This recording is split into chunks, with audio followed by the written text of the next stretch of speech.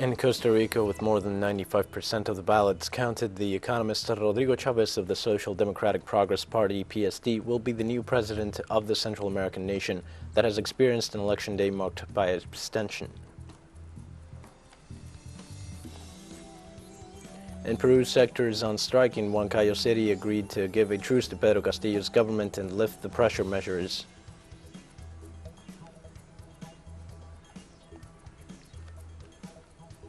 Russia denied Kiev's accusations of an alleged massacre of civilians in the Ukrainian city of Bucha, calling it a new provocation that undermines the peace negotiations.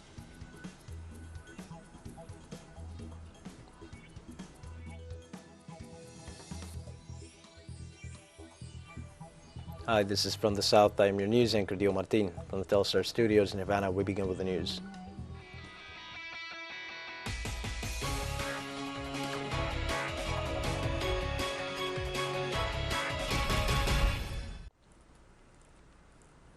In Costa Rica, with more than 95% of the ballots counted, the economist Rodrigo Chavez of the Social Democratic Progress Party, PSD, will be the new president of the Central American nation that experienced an election day marked by abstention. According to the 11th report of the Supreme Court of Elections, Chavez has 1,848,000 votes, that is 52.85%, while José María Figueres from the National Liberation Party acquired and obtained 907,329 votes, which represents 47.15% of the people who voted.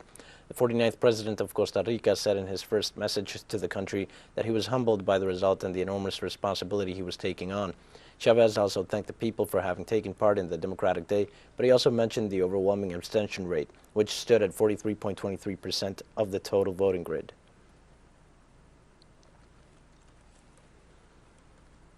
In a news conference, the vice president of Costa Rica's Supreme Electoral Court, Eugenia Zamora, reported the death of a voter during the second round of the presidential election. We have to inform that a voter passed away at the time of voting. We wanted to mention it without prejudice to others, to reach other information in this regard by the actor. But of course, we would like to take this opportunity to express our deepest condolences to the family of the voter, whose name we reserve at this time out of respect for him and his family until they allow it to make it known. Now let's get into more details about, for example, the candidate José María Figueres, a presidential candidate for the National Liberation Party of Costa Rica, who came in second in these elections. Figueres, born in 1954, came from a family with a political background. Since his father founded the National Liberation Party, the 67-year-old candidate was president of Costa Rica from 1994 to 1998 and was running again until yesterday. He served as Minister of Foreign Trade and then of Agriculture and Livestock during Oscar Arias' first administration. Figueres ought to address shortcomings in education and the territorial imbalance by attracting investment, as well as taking advantage of the opportunities and the expansion of new relations with Asia.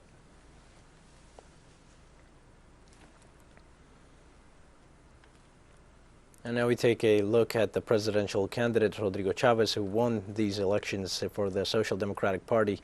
Rodrigo Chavez, born in 1961, studied in the United States and has a doctorate in economics. Chavez was part of the government of Carlos Alvarado. He worked in the World Bank for more than 30 years, which led him to carry out research in Latin America and the Caribbean, Eastern Europe, and Asia. As part of his government plan, Chavez advocates making up for lost time in foreign trade. In his agenda, he proposes to reorganize the public budget, increase investments in green energy, control expenses, and a universal basic pension.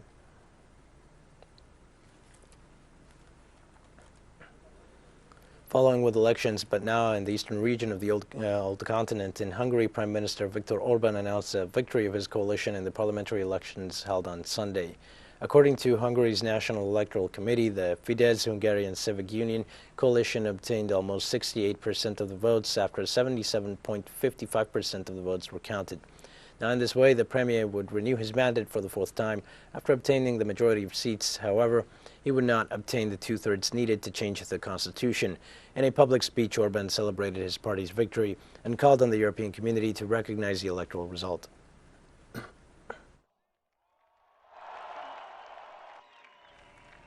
Also, with more elections in the region, in Serbia, the current president, Aleksandar Vučić, was re-elected for a second term as head of the executive after his political party won by a significant majority in presidential and parliamentary elections held on Sunday.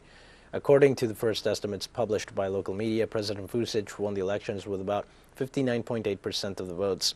Therefore, Vučić will head the Serbian executive for another 5 years. Likewise, his party, the Serbian Progressive Party, known for its numbers as SNS, also leads the polls, which grant them 45% of the votes in the legislative elections, giving them an absolute majority in parliament.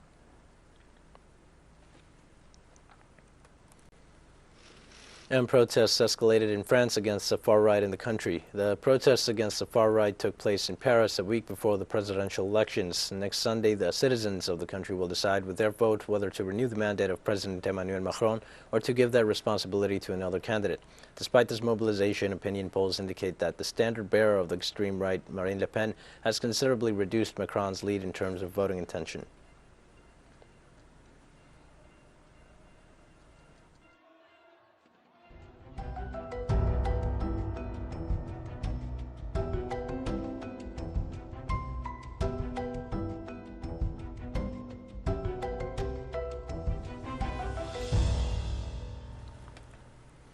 In Brazil, 16 people died and several went missing due to the heavy rains that hit the state of Rio de Janeiro. Now, local authorities informed that 7 of the fatalities were members of the same family residing in the municipality of Paraty. Another 8 deaths were registered in the municipalities of Angra dos Reis and 1 in Mesquita. Experts point to climate change as a cause of the worsening of storms in the country. The event comes 6 weeks after flash floods and landslides that left 241 dead in the Carioca city of Petrópolis.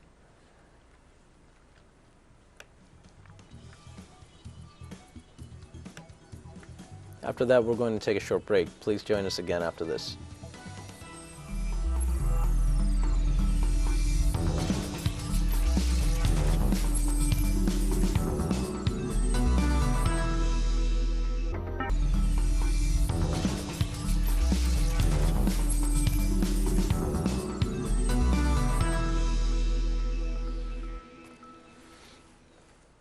Hi, and welcome back to From the South. In Peru, striking sectors in the city of Huancayo agreed to a truce with the government of President Pedro Castillo and also to lift the pressure measures. Various groups of transporters and farmers in the region indicated that they will agree to a truce to put an end to the demonstrations that have lasted since March 28th and kept several of the country's main highways blocked. The leader, Angel Misayauri, pointed out that the truce is for a 5-day term. During this time, they hope the government will attend their demands regarding the lowering of fuel prices. However, several organizations participating in the strike do not share Misayauri's position. Meanwhile, President Pedro Castillo informed that this Sunday he will meet with the Council of Ministers in order to take measures to address the situation.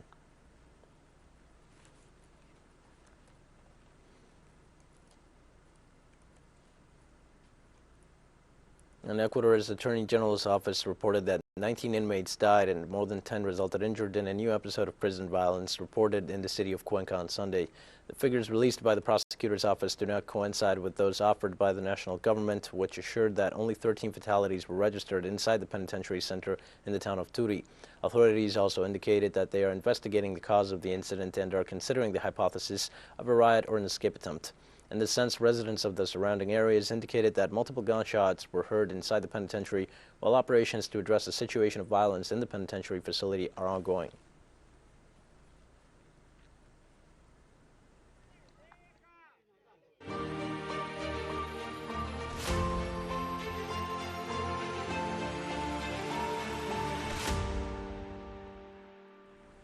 In Russia, the defense ministry denied accusations made by Kiev about the alleged killing of civilians by Moscow forces in the city of Bucha. The ministry said that all the published audio-visual material allegedly showing the crimes of the Russian military in Bucha is a new media provocation carried out similarly to what was done in other cities such as Mariupol.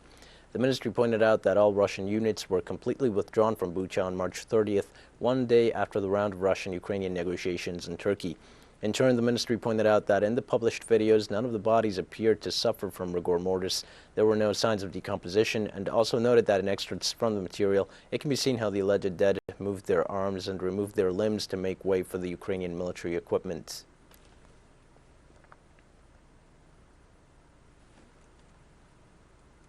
Russia's defense ministry spokesman Igor Konashenkov provided an update on the ongoing special military operation to demilitarize and denazify Ukraine, as the Russians called it, and protect the people of the Donbass region. The spokesman said Russian forces destroyed a Ukrainian aviation and air defense control center in the Kiev region. big fuel depots in Konstantinivka in the Mykolaiv region, Slavuta in the Rim region, and Ternopil were hit by high-precision air-based weapons. These depots were used to supply fuels to Ukrainian troops in Mykolaiv and Donetsk directions. An aircraft park and a fuel depot have been destroyed as a result of the strike at the Baluvny airfield in the Mykolaiv region. A Ukrainian aviation and air defense control center has been destroyed at the Vasikivy airfield in the Kiev region. Russian Tactical Air Force hit 42 military targets in Ukraine during the day, including 3 missile systems, including 1 Buk-N1 and 2 OSA AKM, 1 artillery battery, 2 multiple missile launching systems, 2 missile and ammunition depots, and 8 control centers and zones of deploy of Ukrainian military vehicles. In Russia, government authorities confirmed that alternative payment systems will be extended around the world to other goods exported by the Eurasian nation to the extent that confidence in dollars and euros declines. During an interview with local media, Kremlin spokesman Dmitry Peskov stated that the blockade of international currency reserves, as well as the increase of unilateral sanctions from the West, erode confidence in euros and dollars. The spokesman pointed out that a growing number of nations are having doubts about the reliability of Western currencies and are relying on national currencies. According to the diplomat, in fact, this change does not affect the large companies, but it is only a matter of law due to the implementation of the new alternative payment system.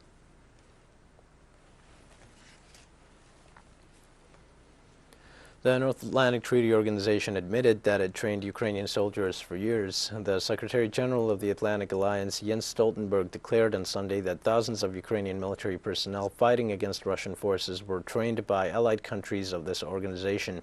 He further remarked that, in his opinion, the nation's military forces are larger, better equipped, better trained, and better commanded than in the past.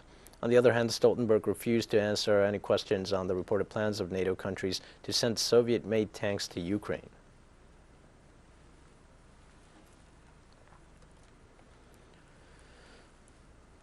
In the United States, a shooting in the city of Sacramento, California, left at least 6 people dead and 10 injured. According to the Sacramento Police Department, the shooting occurred near a busy area around 2 a.m. local time under unknown conditions by law enforcement.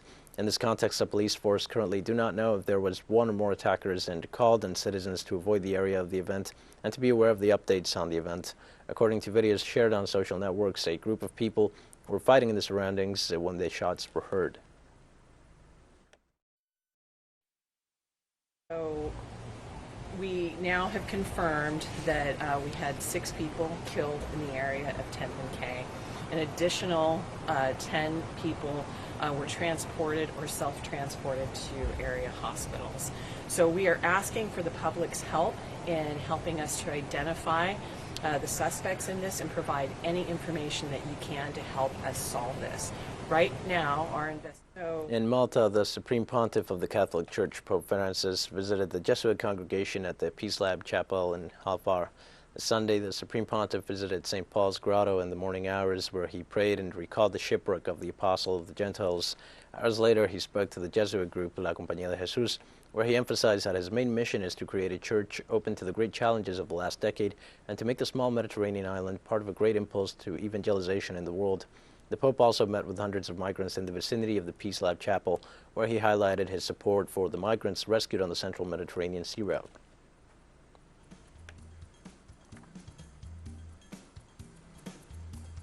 We have more news coming up after a final short break. Please stay with us.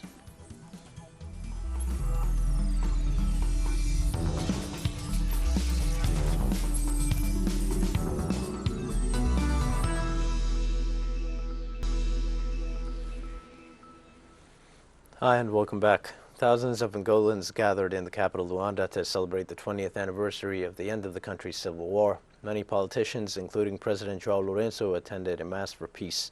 The achievement of peace after 27 years of the armed conflict that hit the country and claimed the lives of many Angolans on battlefields, villages, and cities was the most significant achievement and the end of long negotiations between the government and UNITA, the National Union for the Total Independence of Angola.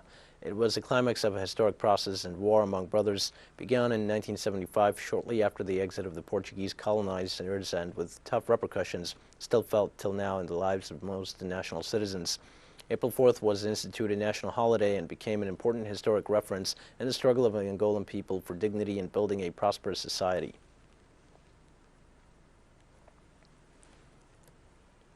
This service is very important and we must toast our presence with a new commitment to peace, stability and prosperity for all Angolans. Feelings of peace, feelings of national reconciliation, feelings that Angolans are united and that peace is here to stay. South Sudan's rival leaders sealed an agreement on a key military provision of their peace deal following mediation by Sudan. President Salva Kiir and his rival Vice President Riek Machar signed an agreement on the creation of a unified armed forces command, one of several crucial unresolved issues holding up implementation of the 2018 deal to end the country's 5-year-long civil war. Minister of Presidential Affairs Barnaba Mariel Benjamin hailed the deal as a necessary step that opens a route for the stable government of the Republic of South Sudan, one of the poorest countries on the planet. Despite large oil reserves, suffered from chronic instability since it declared independence from Sudan in 2011, spending almost half of its life as a nation at war. Today we have moved forward to reach an understanding on how we shall implement Chapter 2 of the agreement. The people of South Sudan are yearning for peace. Peace is about security, and today we have made a milestone in that, and we have agreed and we have signed an understanding that it shall be moved forward. Most important is not only the signing, but the implementation of these articles. We must implement what we say. The people of South Sudan expect us to do that. In Yemen, an attack by Saudi troops violated a 2-month truce between the two countries. The attack by Saudi border troops with rockets and artillery to residential areas in the province of Sara left at least 3 civilians dead. This occurred a few hours after a ceasefire agreed upon between the two countries. According to local media, the Saudi-led coalition violated the truce 81 times over the last 24 hours. According to Yemen, the Saudi coalition carried out reconnaissance flights over several regions and carried out 25 artillery bombardments and 66 shootings.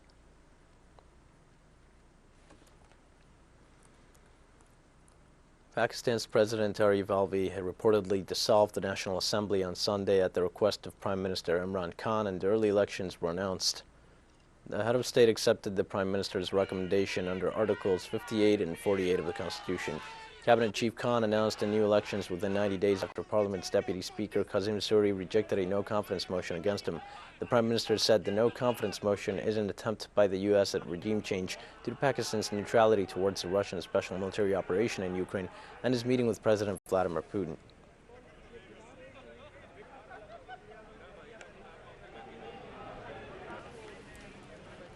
In Afghanistan, at least 1 person is reported dead and 59 injured after an explosion occurred on Sunday in the largest foreign exchange center in Kabul.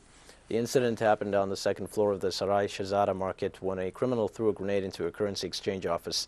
According to the Taliban Interior Ministry, it seems it was a botched robbery attempt.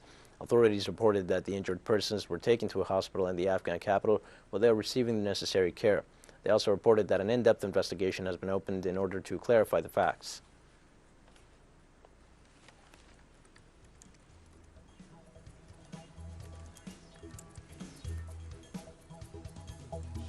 We've come to the end of this news brief. Remember, you can find these and many other stories on our website at TeleSUR English. You can also join us on social media for all the latest news. We're on Facebook, Twitter, Instagram, and Telegram. For TeleSUR English, I am Dio Martin. Thanks for watching.